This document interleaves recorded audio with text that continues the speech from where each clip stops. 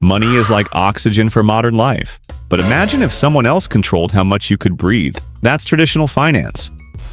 We depend on money for everything: food, shelter, healthcare, education. Yet the strange truth is that we don't fully own our money.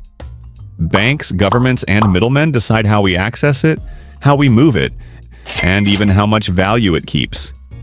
Today, let's uncover why crypto exists and the hidden problems with traditional money that most people never notice. Money has always been just a tool, a way to trade value.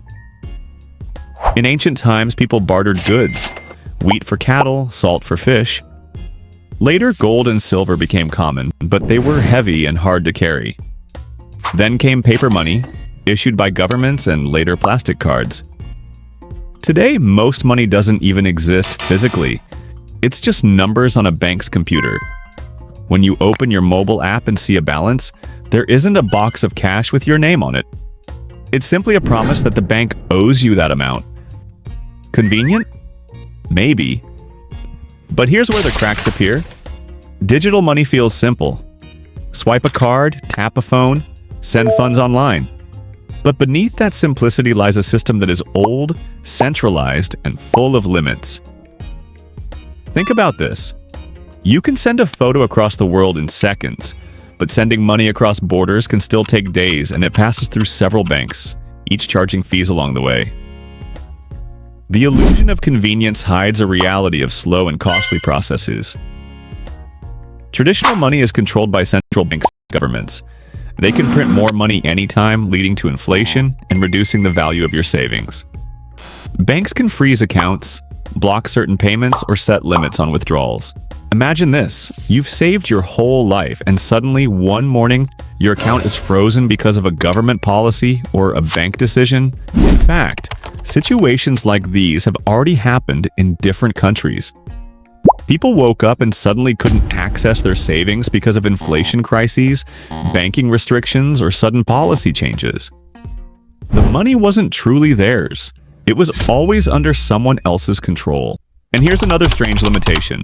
Your life runs 24/7, but banks don't. They follow office hours, close at 5 in the evening, and take weekends off. Emergencies don't wait for Monday morning. If your friend abroad needs urgent help at midnight, you can message them instantly, but sending money will have to wait until the bank wakes up.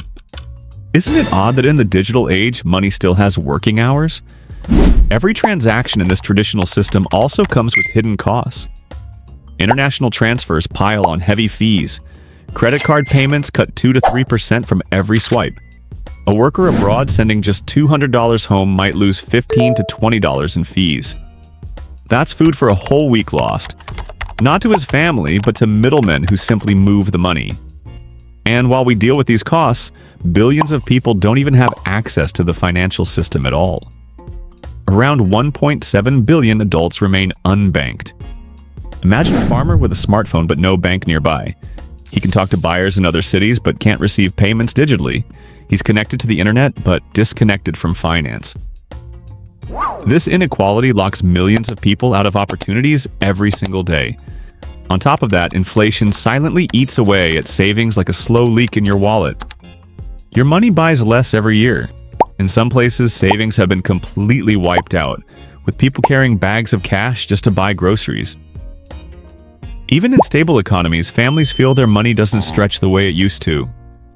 This problem is baked into the traditional system, and this is exactly why crypto exists. Crypto is designed to solve these problems. It works 24/7. It's borderless, it removes middlemen, it's transparent. Every transaction is recorded on the blockchain for anyone to see. And it's decentralized, meaning no single institution can take it away from you. Imagine this: you want to send $100 to someone in another country.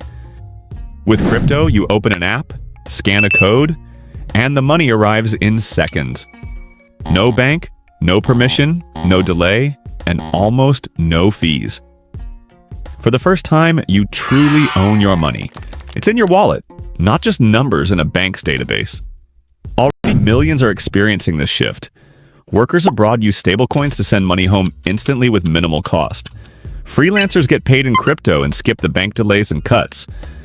Charities use blockchain for donations that can be tracked transparently from start to finish. And even big companies and governments are exploring blockchain for digital currencies, payments, and even tokenizing assets like real estate and bonds. Of course, crypto isn't perfect. Prices can be volatile and scams exist. But stablecoins, stronger regulations, and better security are making it safer every year. And as technology evolves, mainstream adoption is accelerating. PayPal, Visa, and even some governments are now integrating crypto into their systems. El Salvador even made Bitcoin legal tender, clear signs that the shift is underway. Just like email replaced letters, cryptocurrency is transforming money. This isn't about hype or speculation. It's about financial freedom, ownership, and a system that finally works for people, not against them. And remember, this video is for educational purposes only. The examples and information shared here are for learning and awareness. Things in the crypto world change fast, so don't take this as financial advice or 100% fact. It's just to help you understand the concepts better. Alright, now let's make this video a little more fun. I want to take a quick quiz from you about crypto. I'll ask you 7 simple questions, and if you know the answers, just type them in the comments below with the question number. Ready? Let's start. Question 1. Bitcoin is the world's first cryptocurrency. But do you know in which year it was created? Think carefully. Was it in the early 2000s or a bit later? Question 2. Bitcoin was created by a mysterious person, or maybe a group. We still don't know. Do you remember the name they used? Write the answer if you know. Question 3. Unlike normal money, Bitcoin has a fixed supply. There's a maximum limit after which no new Bitcoin can ever be made. Can you tell me that number? Question 4. Every transaction in crypto is recorded in a special system that everyone can see but no one can easily change. What is this technology called? Question 5. Some countries are still confused about crypto, but one country made Bitcoin official legal money. Do you know which country that is? Question 6. Many people think a crypto wallet stores coins, but in reality it stores something else. Do you know what a wallet actually keeps safe? Question 7. And here's the last one. If you want to buy crypto, what is the very first thing you need? Is it just an internet connection, an ID, or maybe a bank account? Okay, that's the end of the quiz. Write your answers in the comments below. Let's see who gets them all correct.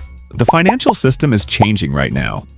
If you want to stay informed and empowered, subscribe for more crypto education, blockchain insights, and financial freedom content.